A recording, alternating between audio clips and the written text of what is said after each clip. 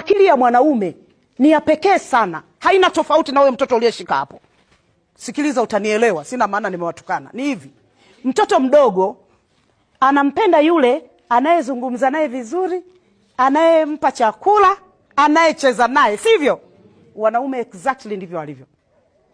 Yule anayemhudumia, anayesema naye vizuri, huyo ndiye anamzoea na kumpenda. Si bure wa baba wengi wamejikwaa na wasichana wa kazi. Umekaa na mume wako sebleni. Naomba maji ya kunywa. Lea, mletee baba maji. Hivi huyu baba hajui kama nyumba inalea? Kalea sasa. Kanaleta maji. Kanakuja na kametoka huku kwetu. Kanapiga magoti mpaka chini. Anampa na macho yanalegea. Anakunywa maji, anapokea bilauri. Baba anasema, shetani anamwambia baba kwenye kichwa, hivi wewe mbona umezubaa sana? Lakini mnakaa mezani mnakula chakula kitamu. Mama, chakula kitamu sana. Lea huyo.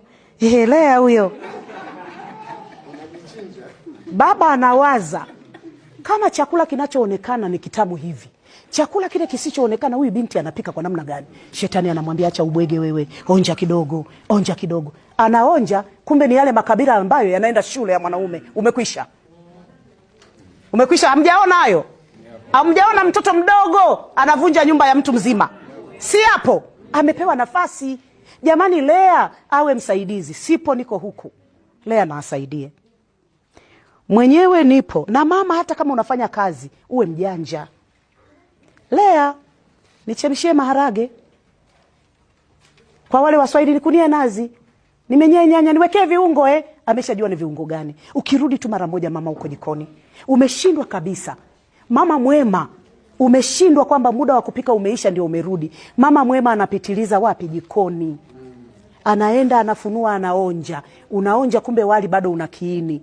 Bandika sufuria hapa haraka. Unasonga kaugali haraka cha mumeo. Kikaa mezani, mume wangu, nimeona tule haka kaugali. Si umesha saidia? Au umekuta machumvi kibao. Unafanya kitu haraka, unachukua mboga rahisi ya mayai unapika haraka. Lakini mmekaa mezani. Baba anasema, hiki chakula chumvi nyingi. Jamani, kumbe we Lea, chumvi namna hii mimi nakwambiaga Lea. Baba anaona, Mungu, mimi nimekukosea nini mpaka ukanipa huyu chizi kuwa mke wangu?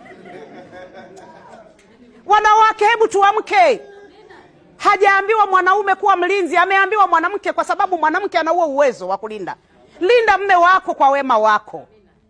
Fanya mme wako akupende siku zote.